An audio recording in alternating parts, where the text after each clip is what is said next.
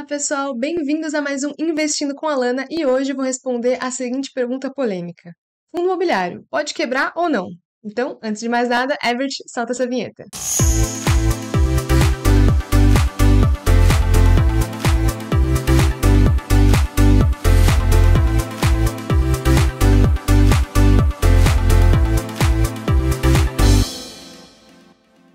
Bom, antes de responder essa pergunta, é importante a gente entender o que significa um fundo imobiliário quebrar. Só para lembrar, um fundo imobiliário ele é composto dos seus ativos, ou seja, todos os seus recursos, seus imóveis, seu caixa, e os seus passivos, que é tudo aquilo que ele precisa pagar. Se a gente subtrair dos seus ativos os seus passivos, chegamos ao patrimônio líquido do fundo imobiliário. São os ativos menos os passivos. E quando os passivos, ou seja, tudo que o fundo precisa pagar é maior do que aquilo que ele tem, isso significa que o seu patrimônio líquido é negativo e, nesse caso, o fundo quebra. Por quê? Significa que mesmo que ele venda tudo aquilo que ele tem de imóveis e ele use todo o seu caixa, ele não consegue pagar tudo aquilo que ele deve. Então, ele quebrou, não tem de onde tirar recursos para cobrir com essa dívida. Bom, vimos aqui então que um fator importante para um fundo poder chegar nesse ponto teórico de quebrar é o tamanho do seu passivo em relação aos seus ativos. E se a gente considerar um fundo padrão, que tem ali imóveis comprados à vista, via emissão pública, o seu passivo normalmente não vai ser tão expressivo em relação aos seus ativos, o que dá uma segurança e uma estabilidade financeira, um respiro para o balanço do fundo. Mas tem um vilão que entrou aí muito mais em voga após o período de pandemia, que é a alavancagem financeira. A alavancagem financeira nada mais é do que um outro termo para endividamento, que o fundo pode ter tanto através da emissão de certificados de recebíveis imobiliários para comprar imóveis e outros ativos, ou através da compra parcelada. Então, passou ali no boletim parcelado, no Carnê das Casas Bahia, comprou um imóvel parcelado em diversas vezes. Isso significa que isso é um endividamento do fundo, ele aumentou o seu passivo. E esse passivo, em relação ao seu ativo, dá ali um certo percentual. Embora não seja um endividamento tão expressivo quanto a gente encontra em empresas listadas, por exemplo, nas ações, os fundos imobiliários têm se utilizado muito da alavancagem, em especial nos últimos 2-3 anos, para adquirir imóveis durante um período em que esteve mais difícil de captar recursos via emissão, via oferta pública, porque os preços estavam muito baixos no mercado, abaixo do seu valor patrimonial, e não é muito vantajoso para o fundo fazer uma emissão abaixo do seu patrimonial, justamente pelo fato de diluir os seus cotistas. E se você quiser saber um pouco mais sobre emissões e como avaliar se a emissão é boa ou não, se é vantajosa ou não, clica aqui nesse link e você vai acessar meu vídeo anterior falando sobre emissões. Então, a alavancagem é um recurso financeiro, é uma estrutura que pode ser utilizada pelos fundos imobiliários, por empresas, de diversas formas, até pela gente mesmo, para a gente conseguir fazer compras com um percentual maior do que o recurso que temos disponível hoje. Por que eu estou falando da gente? Porque quando você passa lá o seu cartão de crédito para comprar alguma coisa, você está se utilizando também da alavancagem, de um endividamento para adquirir algum recurso. Eu falei vilão porque aumenta o passivo do fundo, mas não é necessariamente uma coisa ruim a alavancagem. É justamente um recurso, é uma alavanca, ela potencializa alguma ação. Então, se o endividamento for ruim, for para fazer uma compra ruim, que você não consegue pagar acima da sua capacidade financeira de honrar com as obrigações, ela é então um vilão, porque ela vai potencializar essa dívida, potencializar esse passivo. Mas se for uma boa compra que vai aumentar a sua rentabilidade no curto a médio prazo, dentro da sua capacidade de cumprir com esse débito que você assumiu, com essa responsabilidade de pagar uma dívida, a alavancagem pode ser, sim, muito positiva, ela potencializa esse retorno positivo. Mas como estamos aqui falando de coisas ruins, que é do fundo quebrar, vamos utilizar a alavancagem aqui, vamos supor uma alavancagem ruim, que ela aumenta muito o passivo do fundo e o fundo deixa de ter receitas, então ele para de receber seus aluguéis. Então, nesse caso extremo, que o fundo tem suas receitas indo a zero e tem um passivo muito relevante, ele vai quebrar necessariamente? Também não. Ele tem várias alternativas para sair dessa situação e eu vou listar aqui algumas delas. A primeira delas é a repactuação das dívidas. Então, digamos que o fundo imobiliário comprou, através de endividamento, através de alavancagem, um ativo específico e ele não está tendo condições de pagar essa dívida. O que ele pode fazer é ir lá nos seus credores e negociar um prazo mais longo para pagamento, algum tipo de carência, enfim, é uma renegociação de taxas, fazer alguma coisa para repactuar, para rever os moldes aí dessa dívida, para não deixar simplesmente de pagar, mas também não ficar ali apertado. Então, é uma forma do fundo conseguir sair dessa situação delicada. Por que isso seria vantajoso para o credor renegociar uma dívida e não simplesmente executar as garantias? Afinal, ninguém presta dinheiro de graça sem nenhuma garantia, né? É muito raro. E para os fundos imobiliários é da mesma forma. Então, normalmente, o endividamento tem como garantia, às vezes, o próprio imóvel que o fundo adquiriu através de alavancagem, ou outros ativos que o fundo tenha. Por que o credor não vai simplesmente executar as garantias ao invés de ficar confiando num fundo que já está devendo ali para ele e que não está conseguindo pagar? Bom, normalmente, o credor, o que ele quer mesmo é receber seu dinheiro, receber seu principal, receber os juros. Ele não tem muito interesse em ter um imóvel para administrar, para depois vender no mercado. Às vezes não é a expertise desse gestor, desse credor, na verdade, trabalhar com imóveis. Ou até mas ele não quer aquele imóvel, ele prefere mesmo o dinheiro, afinal foi para isso que ele emprestou esse dinheiro. Então, é muito mais vantajoso e menos custoso do que ir para um processo judicial de execução de garantias, ele simplesmente renegociar ali entre as partes esse pagamento. Então, essa é a primeira alternativa que o fundo pode fazer. A segunda alternativa é justamente o uso do caixa para que o fundo ganhe tempo durante essa situação. O que isso quer dizer? Lembra que eu falei que o fundo ele tem seu patrimônio líquido, que é a diferença do seu passivo e do seu ativo. E no seu ativo está incluso também o seu caixa, que são os ativos de mais liquidez que o fundo tem ali imediatamente. E nessa situação em que a receita do fundo vai a zero, significa, no caso de um fundo de tijolo, que ele está com vacância de 100% nos seus imóveis.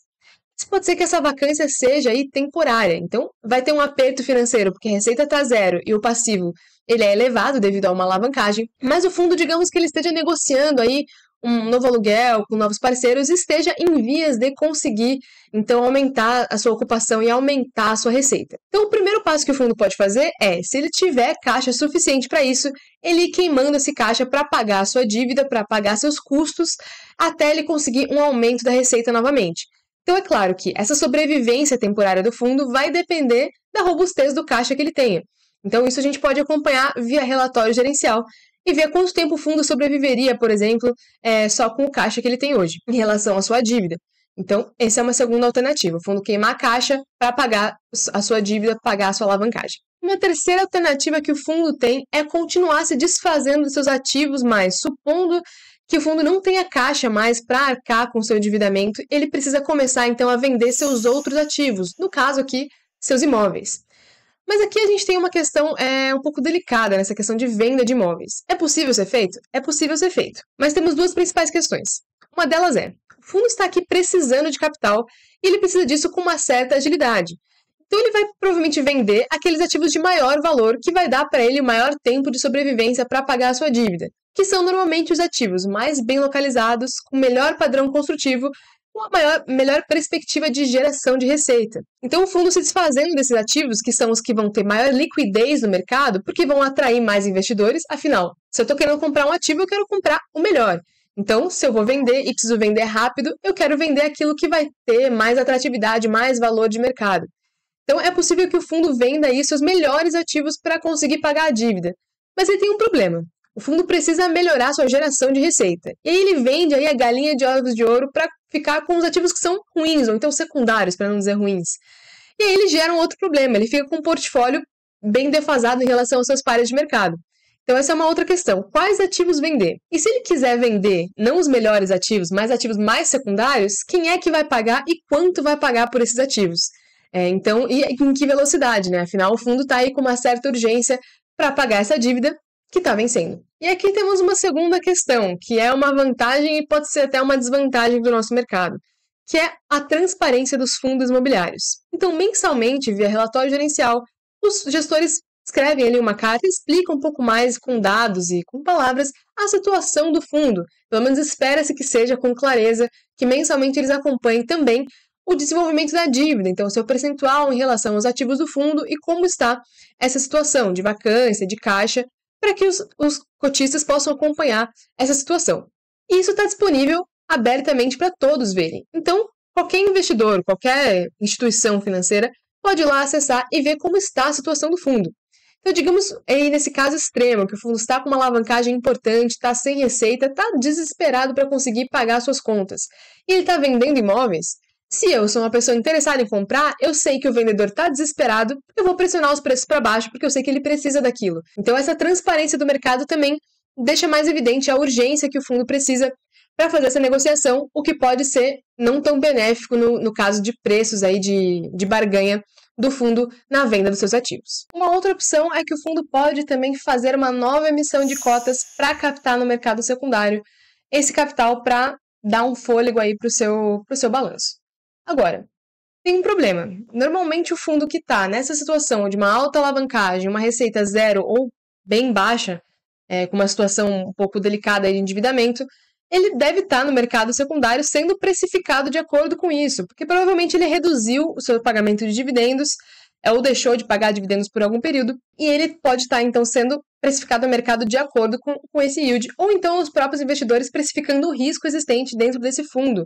Então é possível que ele esteja com as cotas sendo negociadas bem abaixo do seu valor patrimonial dentro do mercado secundário. Então ele fazendo a emissão nesse momento, ela provavelmente vai ser uma emissão, sim, abaixo do valor patrimonial do fundo, o que deve ser muito bem explicado para os investidores, e muitas vezes os próprios cotistas, entendendo a situação do fundo e querendo que ele volte a se recuperar, vão aportar e vão ancorar aí essa emissão para que o fundo se recupere e volte ao seu bom funcionamento, não necessariamente pela atratividade da emissão, mas sim por apoiar o fundo, apoiar o gestor e querer que o fundo volte ao seu pleno funcionamento, acreditando na tese do fundo e, claro, sempre com bons motivos e um bom planejamento por parte do gestor explicado para o mercado como um todo. E no caso de um fundo que tem uma alavancagem importante, mas que não esteja com a receita zero, ou seja, ainda está entrando aí alguma receita, ele não está com uma vacância de 100% nos seus ativos, o fundo pode também optar por fazer uma assembleia de cotistas e aprovar então a não distribuição de rendimentos pelo semestre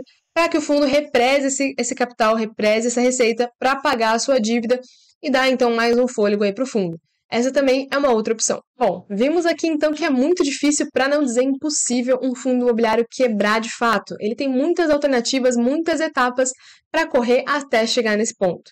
E aqui trabalhamos com uma operação aí, uma situação bem hipotética e bem extrema de um fundo com uma receita zero ou quase zero e uma alavancagem importante. E isso traz mais uma vez a gente para a importância da diversificação nos fundos imobiliários. Hoje em dia, um fundo que tem diversos ativos, até um fundo com ativos em diversas localizações diferentes ou em setores diferentes, é muito difícil que ele chegue nesse ponto tão complicado por ter diversificação. Então, no caso de um ativo ficar com uma vacância de 100%, por exemplo, por um período até prolongado, se esse imóvel não for um percentual relevante dentro do fundo, é muito difícil que isso impacte relevantemente o fundo a ponto dele chegar a ter que começar a se desfazer de ativos de fato e represar dividendos e, enfim, fazer emissão abaixo do VP para pagar essa alavancagem. Então, realmente, hoje em dia, os fundos no tamanho que estão e com a diversificação que se tem empresado, é muito difícil que esses fundos cheguem numa situação tão extrema assim. Então, a diversificação é muito importante porque ninguém sabe o dia de amanhã.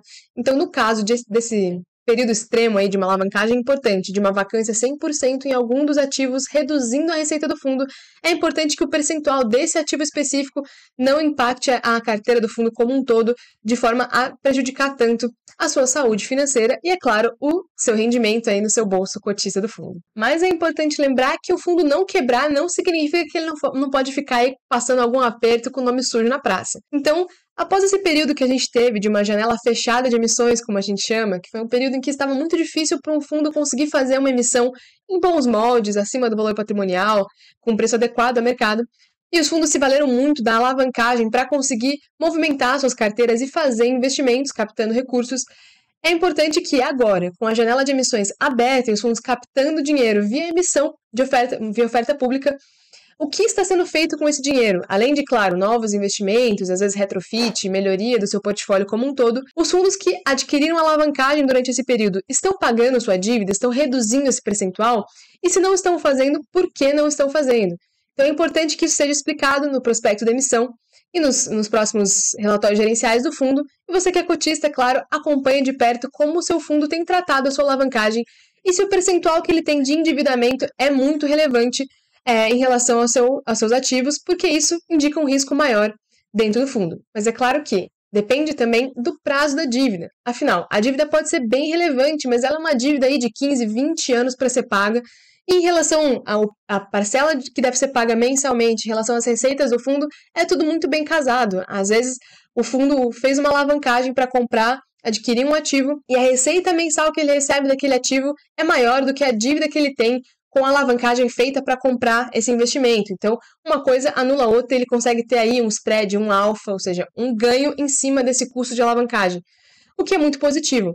Então, não só avaliar como um todo o percentual da alavancagem em relação ao fundo, mas principalmente no fluxo mensal aí de rendimentos, no fluxo de caixa do fundo, como que está bem casado aí essas dívidas em relação ao que o fundo recebe. Isso porque é melhor, às vezes, ter uma dívida maior, com prazo longo de pagamento, que seja inferior ao que o fundo recebe de receitas, do que uma dívida menor, mas com prazo de pagamento aí de 18 meses, até superior ao que o fundo receba mensalmente, tendo aí que gastar algum tipo de caixa para conseguir pagar esse endividamento. Então, percentual do endividamento em relação aos ativos e o prazo também é importante para ver qual que é o cronograma de pagamentos do fundo, como que está esse planejamento do gestor. E para você que quer começar a investir e está entrando agora no universo de fundos imobiliários, chegou a sua hora. Clube FI está com a Black Friday incrível até o dia 24 de novembro desse mês e liberamos descontos que a gente nunca liberou antes. Então temos aí um e-book gratuito a respeito das carteiras recomendadas do Clube FI. Temos também o curso de primeiros passos em FIIs para você que está começando, com o professor Arthur Vieira de Moraes. Esse curso, só aí você já economiza R$300 e tá gratuito, gente. Além disso, um desconto de 30% em todos os produtos, todas as assinaturas do Clube FI. E esse desconto a gente nunca tinha liberado antes e eu não sei se vamos liberar de novo. Então aproveite a oportunidade até dia 24 desse mês. Vou deixar o link aqui para você acessar e aproveitar essa oportunidade incrível. Bom, pessoal, obrigada pela presença. Esse foi mais um vídeo e se tiver alguma dúvida, deixa aqui nos comentários. Até uma próxima!